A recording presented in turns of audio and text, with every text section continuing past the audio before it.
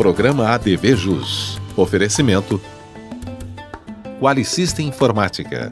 Automação em serviços para a área do direito. 3234-2720. Olá, meus amigos do ADV Jus. Estamos chegando com mais um novo programa.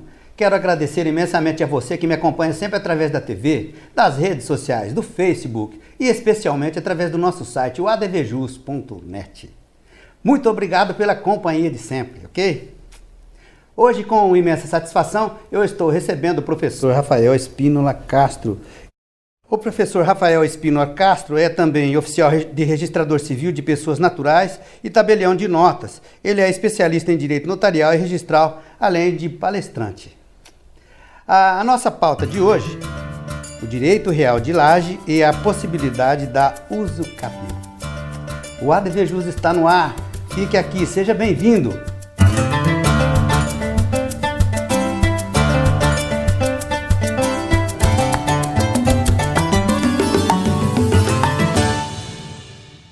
Professor, é uma imensa alegria te receber aqui em nosso estúdio hoje para esse bate-papo que eu tenho certeza que vai nos agregar em muito, doutor. Muito obrigado pela presença. Agradeço o convite, doutor Marco. Também agradeço o convite do Wendel. Tá certo. Eu quero também fazer um registro de agradecimento ao doutor Wendel Salomão, meu colega e participante do nosso ADV especial, que nos ofereceu o apoio logístico para que fosse possível essa entrevista hoje com o nosso convidado. Muito obrigado, Wendel. Eu que agradeço, principalmente a sua receptividade em todos os eventos que a gente organiza, inclusive o queijo de vinho que a gente fez há pouco tempo aí, e todo mundo sempre adora, e toda a cidade, a região está sempre acompanhando o trabalho. Tá certo, muito obrigado, viu? Eu começo já perguntando para você, professor, o que é direito real de laje à luz da nova lei aí, né, a lei 13.465, a de agora, de 2017? Pois não, doutor. O direito real de laje, ele vem com o fundamento corroborando o direito à moradia do artigo 6º da Constituição. Inclusive, dentro da exposição de motivos interministerial que foi encaminhada ao presidente Temer pelos ministros da cidade, o ministro da gestão e o ministro-chefe da Casa Civil à época, dentro dessa exposição de motivos, eles justamente colocam essa preocupação. Porque a lei, que na verdade foi a exposição de motivos, gerou uma medida provisória que foi convertida em lei nesse ano, alterou diversos artigos, tanto da lei de loteamentos, questões de regularização fundiária dentro do Minha Casa Minha Vida foram revogadas para gerar um aperfeiçoamento desses institutos, e com eles vieram também essa alteração do Código Civil, inserindo o direito real de laje dentro do rol do 1225 do Código Civil, né, que é o rol dos direitos reais. Por esse motivo, por essa preocupação tão grande com essa questão de moradia e dentre todos os reflexos da lei na questão fundiária, a gente destaca, né, nesse aspecto tão importante nos grandes centros hoje, que é o direito real de laje. Tá certo. Eu quero passar a bola agora para o meu colega, o doutor Wendel, que vai fazer aí uma pergunta para o nosso convidado. Professor, o direito de laje trouxe mudanças estruturantes no direito das coisas? Sim, doutor Wendel. A principal inovação do direito real de laje nesse aspecto do direito das coisas, na verdade, foi um choque legislativo muito grande, com certa crítica de uma boa parte considerável de doutrinadores renomados, ao inserir dentro do rol do 1225 dos direitos reais, o direito real da laje. Nesse aspecto, como ele trouxe esse sentido de lembrando que o direito das coisas, os direitos reais são taxativos, ao inserir num viés de legalidade o direito real da laje, ele traz uma importância muito grande nesse aspecto.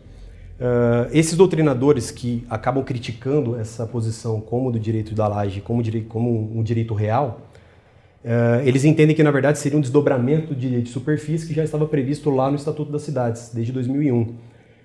E deveriam, sim, ser aplicadas as mesmas regras e com um tratamento especial. Todavia, o legislador ele optou por trazer como direito real, expressamente previsto, sendo inserido, né, nessa alteração do Código Civil, o que traz uma quebra enorme, né, dentro do direito das coisas, porque, além desse aspecto, ele traz, né, dentro da divisão ordinária que a gente tem dos direitos reais, que seriam os direitos reais sobre coisa própria e direitos reais sobre coisa alheia, lembrando que o direito real sobre coisas próprias é a propriedade em si, e todos os demais direitos, dentre usufruto, anticrese, penhor, alienação fiduciária, são direitos reais sobre coisa alheia.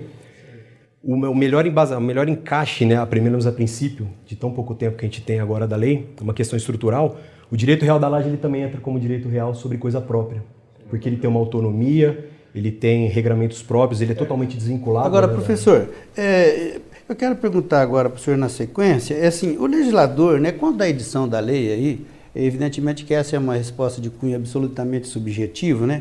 Mas nos parece assim que poderia, quem sabe, talvez implementado ou atualizado a disciplina, né, do direito real e de superfície de uma maneira um pouco mais efetiva. Ela poderia ter sido assim, quem sabe, um pouco mais efetiva essa mudança? Sem dúvida, né? Essa questão do direito da superfície, quando ele veio em 2001 com o Estatuto das Cidades, que ele recebeu uma disciplina muito grande, né, uma abrangência muito boa. São dois momentos distintos que a gente pega hoje, 2017 e 2001, justamente também numa questão de tanto mídias sociais, a parte de marketing, toda a exposição daquele direito. Hoje, em 2017, com todo esse acesso à informação que a gente tem, o direito real da laje ele foi um pouco mais explorado. As pessoas buscam com um pouco mais de curiosidade, por causa desse acesso fácil à informação. Em 2001 a gente não tinha isso ainda.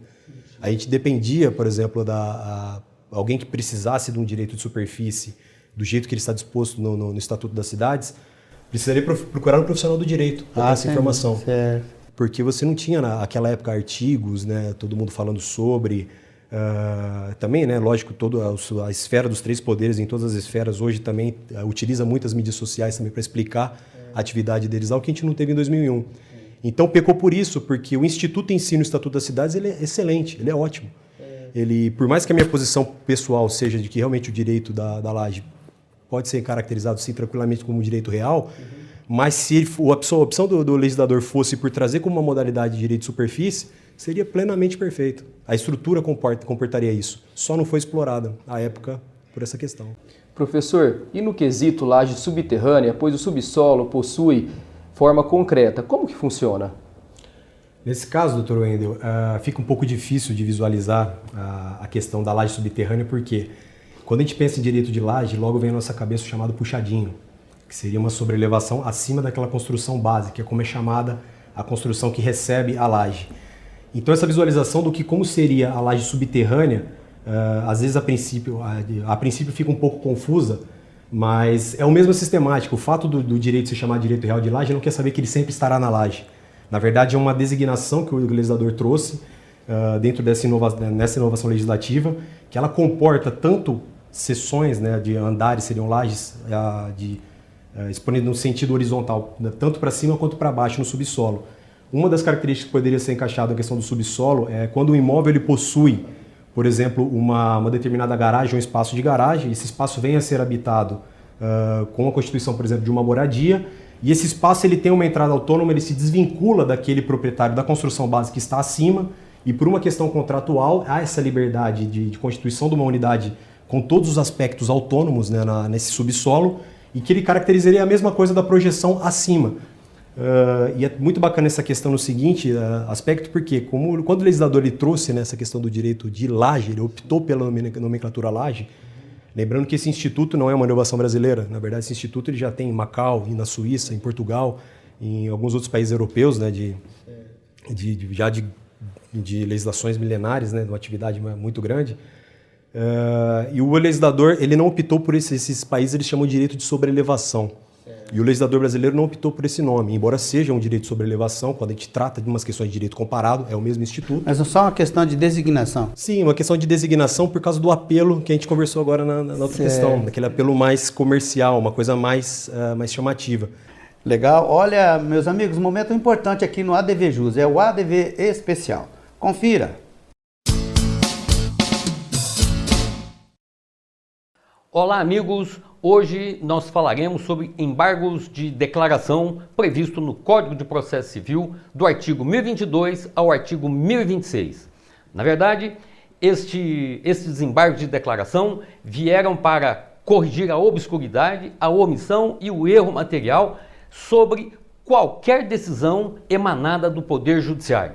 O prazo para interposição são de 5 dias, podendo ser um prazo dobrado se houver advogados de diferentes escritórios participando do mesmo processo. Os embargos de declaração não têm o efeito de suspender a decisão, mas sim ele interrompe a propositura de qualquer outro recurso no futuro. Os embargos de declaração é uma cooperação que as partes têm para com o Poder Judiciário. E ele tem efeito infringente para modificar decisões quando o juiz, de fato, comete erros. Porém, estas modificações infringentes que nós estamos pretendendo dar nos embargos, na maioria das vezes, os juízes não aceitam, ou por orgulho próprio, ou por não querer ver a sua decisão reformada por uma simples embargos levantado por um advogado. Na verdade, é um erro que também eles cometem em não aceitar esta interferência, entre aspas, das partes sobre a decisão dele. Eles entendem que ela deve ser aceita e sem qualquer recurso. Na verdade, não foi esta a intenção do legislador, que sempre quis que houvesse esta cooperação entre as partes e o Poder Judiciário. Na verdade, o artigo 1023 vem definir que cabe embargo de declaração toda vez que o juiz deixar de manifestar sobre tese firmada em recursos repetitivos, como também quando ele incorrer na previsão do artigo 489, parágrafo 1º do Código de Processo Civil. Agora, temos que levar em conta que os embargos de declaração, uma vez bem fundamentados, eles servem para cooperar. Agora, caso contrário, se os embargos vierem de forma infundada, apenas e tão somente para protelar, postergar uma decisão ou a interposição de um recurso, fiquem atentos, porque cabe a imposição de multa de até 2% sobre o valor da causa. Muito obrigado, até outro dia sobre temas processuais. Ok, muito obrigado.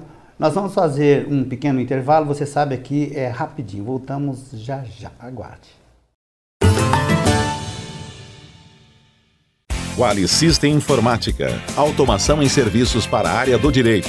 Desenvolvemos o Quali Jurídico com controle de processo, agenda, gerenciador eletrônico de documentos, andamentos processuais, relatórios com filtros e controle financeiro. Oferecemos consultoria, assessoria, suporte técnico, projetos de infraestrutura com rapidez, segurança e ética. Quali System Informática. João Arcadepani Filho 137, 3234 2720. Espaço Homo, Zezinho Alfaiate, confecção e aluguel de trajes, 3234-7544. Ok, estamos de volta então com o ADVJus. Hoje, honrosamente, nós estamos recebendo o professor Rafael Espínola Castro. Ele é especialista em Direito Notarial e Registral. E a nossa pauta de hoje, Direito Real de Laje e possibilidade da usucapião. Professor, eu te pergunto, o direito real de laje é visto como uma espécie de direito real de superfície ou não? Então, doutor Marco, essa questão, né, muito doutrinária, muito debatida, acerca quando surgiu o direito real de laje na MP, que já previa essa alteração do Código Civil para inserção como direito real autônomo, direito real de laje, gerou uma certa repulsa de alguns doutrinadores renomados, dentre eles o professor Pablo Stozzi, da Bahia, muito conceituado dentro da área do direito civil, onde ele critica veementemente essa questão, porque o direito real de laje se encaixaria perfeitamente como uma espécie do direito de superfície, previsto no Estatuto das Cidades de 2001. E o legislador optou por essa quebra, né, dessa sistemática, embora se encaixasse perfeitamente, e trouxe como direito autônomo. A opção do legislador, isso na minha sincera opinião, dando também a exposição de motivos, todo o material que estava disponível para estudo, para aprofundar nesse assunto, deixa muito claro que a opção do legislador não foi quebrar a sistemática do nosso direito ou começar a criar direitos reais ao bel prazer dele, e sim a preocupação de individualizar aquele direito, que é uma questão tão importante hoje, né, nessa expansão desordenada dos centros urbanos que a gente tem. Então, trazer o direito real, tratá-lo como um direito autônomo por si só, foi uma opção do legislador para dar mais efetividade a esse instituto. Certo. Houve uma certa parcimônia, né, doutor? Bom senso, né? Sem sombra de dúvida. Isso é muito importante. Doutor Wendel. Doutor Rafael, o direito da laje constitui no Brasil o direito real de uma coisa própria? Doutor Wendel, dentro das classificações dos direitos reais, a gente tem uma subdivisão dos direitos reais sobre coisa própria e direitos reais sobre coisa alheia. Direito real sobre coisa própria nada mais é do que o proprietário, né, o titular dos direitos, exercer exclusivamente, de forma quase que ilimitada, né, dentro das questões de função social da propriedade, diante daquela propriedade que ele possui, ou seja, é uma coisa própria dele, então ele exerce de maneira muito ampla esses exercícios.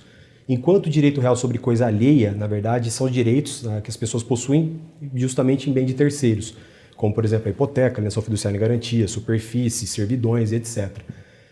Com esse enquadramento, esse posicionamento que o legislador trouxe com essa alteração do Código Civil, fica claro que ele se encaixa perfeitamente como também uma nova hipótese de direito real sobre coisa própria, porque a coisa ela é desvinculada totalmente da construção base, né, que é a construção primária que sustenta a laje. Ela possui regramentos próprios, a questão de divisão de despesas, né, para a conservação da coisa diz respeito tão somente a estruturais e não como ocorre no condomínio edilício, onde todo mundo concorre com as despesas do condomínio para manutenção. Essa coisa ela tem acesso próprio, possui matrícula própria, que é o principal argumento para fundamentar como direito real sobre coisa própria, que dentro do princípio, né, da unitariedade matricial no registro de imóveis, a gente tem expresso na lei dos registros públicos que diz que cada imóvel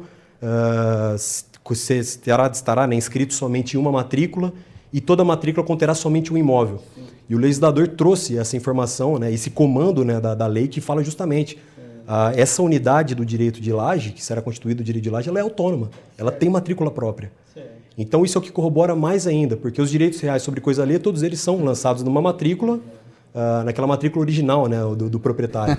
Enquanto a laje ela vem, na verdade ela cria-se uma matrícula autônoma com as características dela, embora o terreno seja o mesmo. Seja o mesmo, é isso mesmo. Agora, doutor, uma perguntinha um pouquinho fora, mas que eu tenho certeza que tem muita gente aí querendo que a gente a faça, né? O direito real de laje, ele pode ser objeto da uso capião? Perfeitamente, doutor Marco. Isso foi corroborado nessa tese numa decisão recente, né, da 25ª Vara Civil de Pernambuco, né, de Recife, no estado de Pernambuco, onde o juiz ele reconheceu uma usucapião do direito de laje, até numa situação muito curiosa, onde, na verdade, a autora, né, da ação, ela pretendia que fosse reconhecida tanto a usucapião da construção base, né, a construção base que é a construção primária, certo, e também de uma unidade que estava acima dela, com todos os aspectos do direito de laje, uma unidade autônoma, inclusive recebia, né, dentro do processo, se não me engano, era 745 o número da unidade normal, e essa autônoma como 745A, que seria a sobrelevada. E ela decorria de uma seção de direitos hereditários, essas duas unidades de maneira ampla, e eram dois processos, um visando a usucapião da base, né, da construção base, e o outro elevado de uma segunda construção que não foi chamada como laje, porque inclusive a ação foi proposta antes da alteração legislativa. E o juiz, nas sentenças, ele julgou, né, as duas ações de maneira conjunta, e ele optou pela improcedência da ação da construção base, porque, como vinha aquilo do direito hereditário, né, já vinha do pai dessa autora da ação, ele falou que, lógico, justamente era uma aquisição derivada, né, isso burlaria toda a questão tributária, incidente, toda a questão operacional, então ele indeferiu a ação da construção base. Todavia, como o direito de laje, a laje ela ainda não tinha matrícula, não tinha nada, né, nenhum vínculo, ele vislumbrou nessa sentença, foi muito bonita até a sentença dele nesse aspecto, todos os requisitos que enquadrariam no direito real de laje recém-criado. Então ele deu procedência da ação completa da laje e deu improcedência da base. Na base ela vai ter que fazer, né, proceder com inventário e partilha, todavia ela usucapiou a laje nessa questão autônoma. Muito interessante essa sentença. Questão interessante, é isso mesmo. Legal o momento de você ficar por dentro do mundo do universo jurídico. É a nossa agenda jurídica. Confira.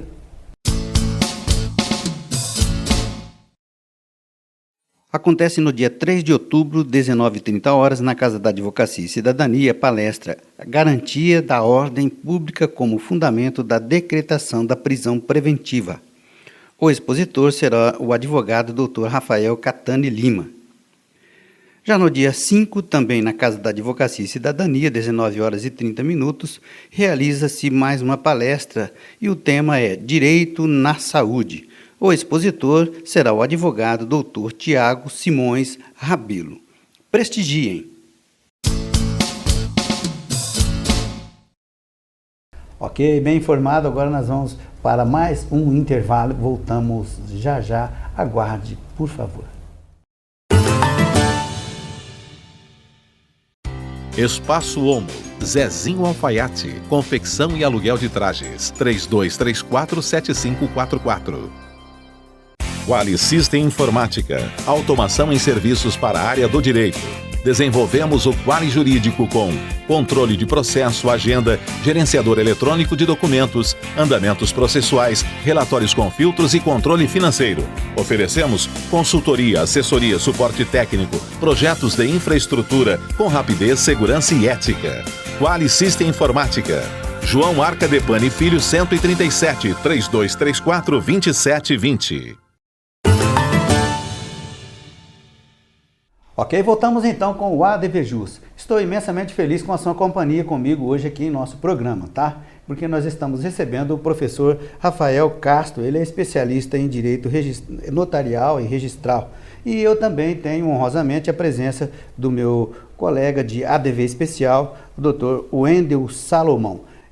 A nossa pauta, como vocês sabem, nós estamos falando o direito real de laje e possibilidade da uso capião. Você já viu aí que o professor respondeu que essa possibilidade é latente, essa possibilidade existe, ok? Eu quero passar agora a bola para o meu colega, o Dr. Wendel, né? Que vai fazer mais uma pergunta para o nosso professor. Pois não, doutor? Doutor Rafael, as restrições urbanísticas, elas podem impedir o direito real de laje? Doutor Wendel, essa pergunta é muito curiosa no sentido de que, embora dentro da Constituição, no artigo 23, a gente tenha uma questão de competência comum, tanto da União, dos estados, do DF, dos municípios, também legislar sobre questões de direito urbanístico, principalmente, lógico, compete principalmente ao município, né, editar as suas regras de expansão urbana para fim de que o poder público atue, né, preventivamente, para que esse crescimento seja ordenado e não gere, né, justamente o grande problema que o direito de laje vem tentar solucionar. Por outro lado, a lei, quando ela fez essa alteração no Código Civil, ela deixou muito expresso que o poder público ele não pode impedir a constituição do direito real de laje, todavia ele pode restringir e impor algumas regras para essa Constituição. Dentre essas regras são regras de ordem estrutural, né, de determinados imóveis, lógico, por uma questão de segurança dos próprios moradores desse imóvel, onde, por exemplo, uma laje que não comporte uma construção sobrelevada, lógico, né, não deve ser constituída nesse caso. Então, na verdade, não é uma questão de uma restrição arbitrária, discricionária, né, do poder público municipal nesse sentido, e sim por uma questão de interesse social e de segurança daqueles que habitam. E também, no mesmo sentido, o poder público também pode restringir a quantidade de camadas, né, do direito real de laje, de modo a tentar restringir e resguardar também a construção base, porque muitas vezes uma construção base ela não possui o alicerce pleno para sustentação de várias construções.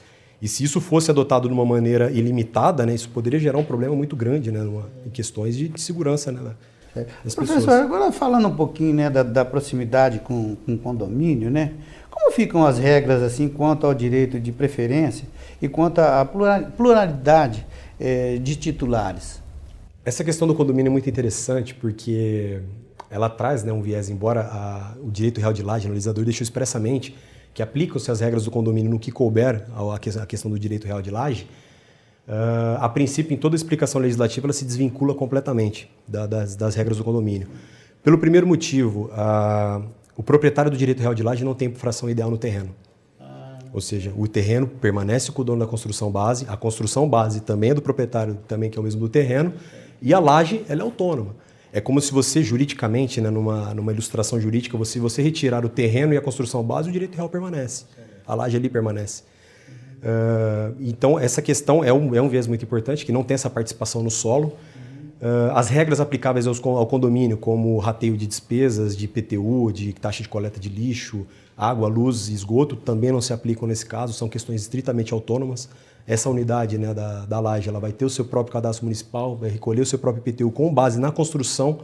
Isso é interessante muito bem trazer esse aspecto, porque é considerado para fins de IPTU, nesse caso, o terreno somente a área que está na laje, ou seja, que pode ser menor do que o terreno da construção base, e a efetiva construção em cima da laje, que provavelmente pode gerar, muitas vezes, um caso de 100% de aproveitamento. Então, o terreno coincidir com a própria construção, sendo que o terreno é um terreno ficto, né, que está dentro, na verdade, dentro do aspecto de laje. Tá certo. Agora o Dr. Wendel vai fazer mais uma pergunta para o nosso convidado.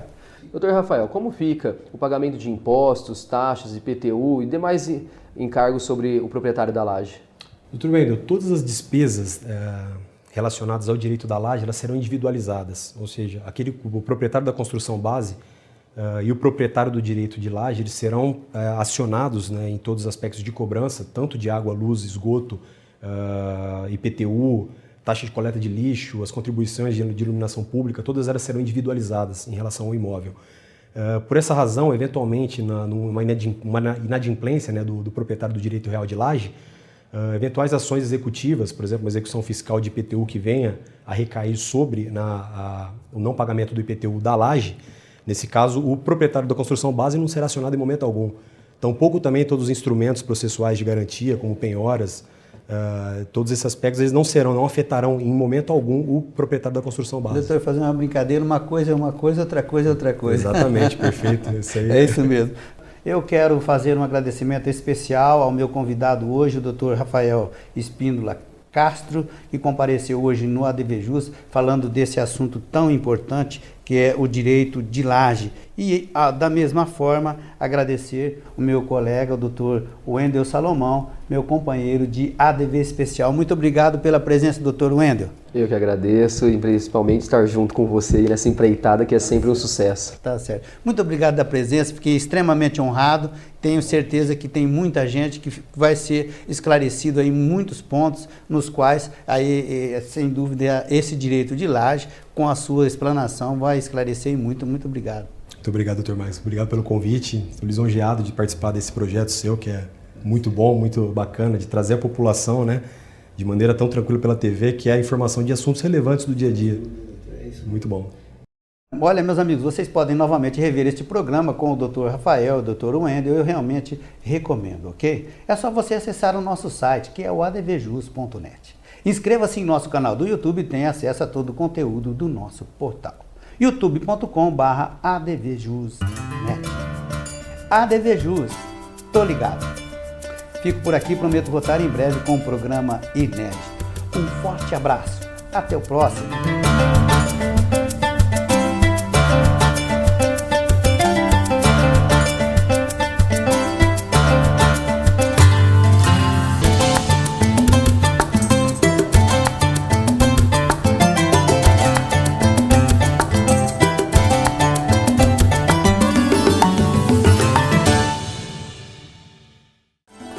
Programa ADVJus. Oferecimento Qualisystem Informática. Automação em serviços para a área do direito. 3234-2720.